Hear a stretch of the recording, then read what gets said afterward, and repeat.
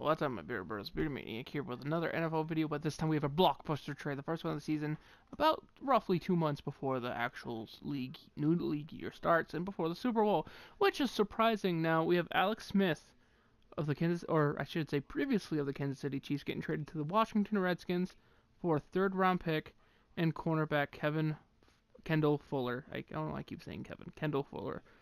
This does address a need at corner for Kansas City.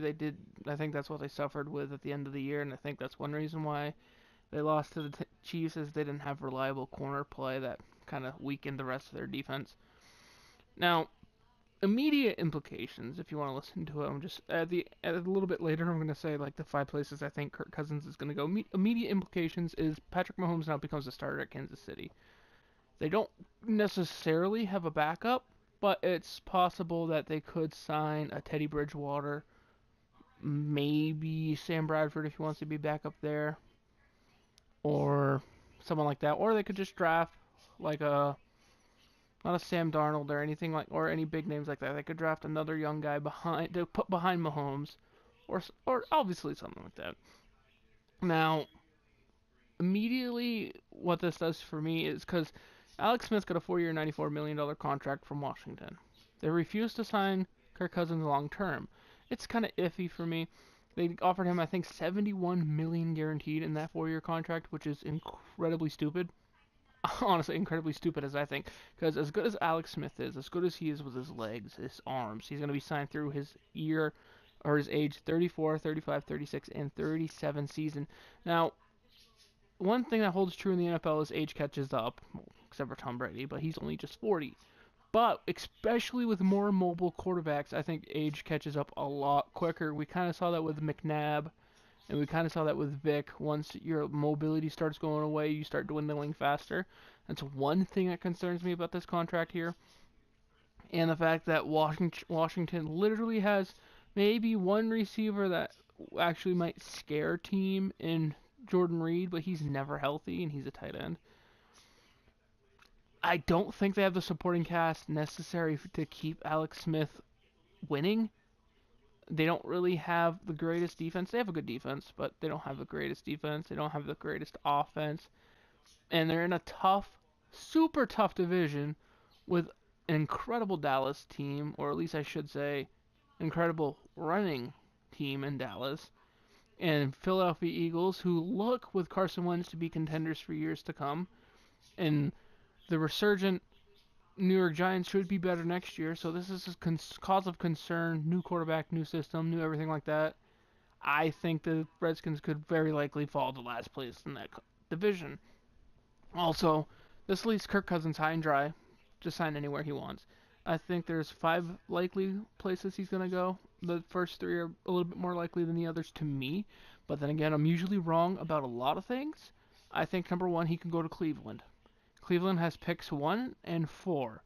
So Cleveland's like, hey, we'll sign you to a 5-year, $100-something million contract.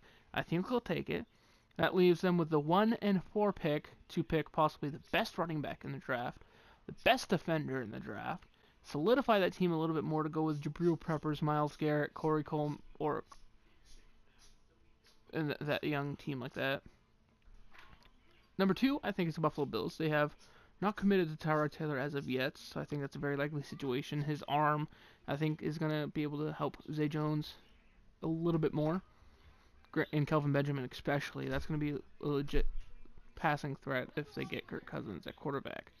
And number 3, with the retirement of Carson Palmer, I'm going to have to say the Arizona Cardinals, with Larry Fitzgerald and possibly one of his last 1 or 2 years, if he does play, with young receivers and David Johnson coming out of the backfield. I think it could be the ideal situation for the Cardinals.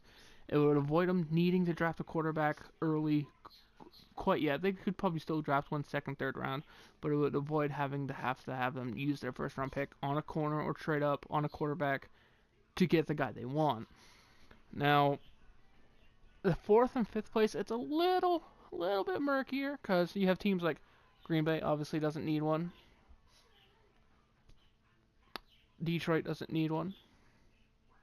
Chicago, even if they need one, they're not going to sign him. They have Trubisky. Seattle, St. Louis, or Seattle, Los Angeles, I should say. They don't need one. San Fran doesn't need one. Places like New Orleans, Carolina, Atlanta, Tampa Bay, they don't need one. So the only other NFC team I can see them going for is possibly, now this is why I said the top three are more likely, is because number 4 and 5 I can see him going there, but it's more of a long shot. I think the Minnesota Vikings could very well be interested in him.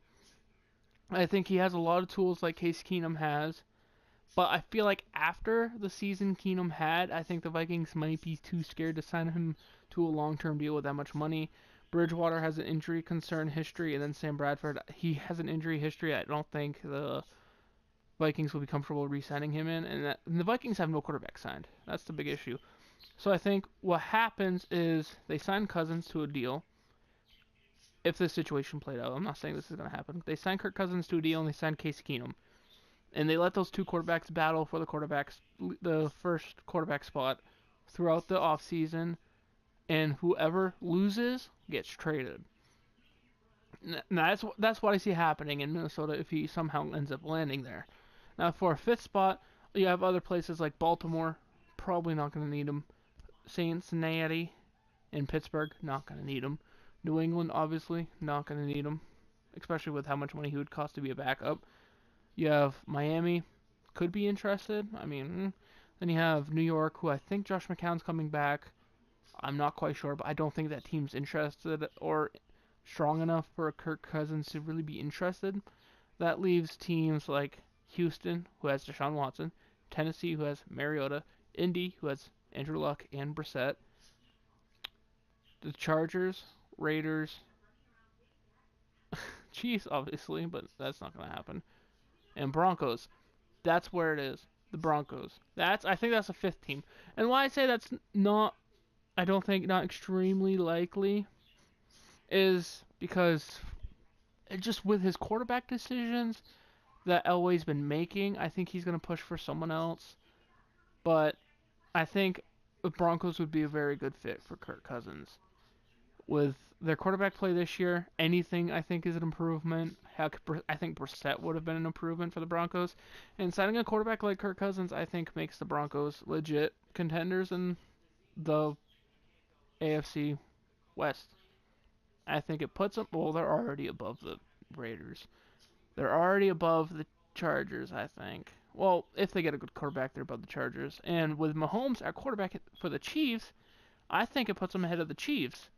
Now, it should be interesting to see. Let me know what you think in the comment section down below. Where do you think Kirk Cousins is going to go? Since he's going to most likely be a free agent after this year. And I'll be back with the next trade video once there's another trade made. But like I said, this isn't official yet, so things could change. I'll keep you posted, and I'll see you in the next one. Peace.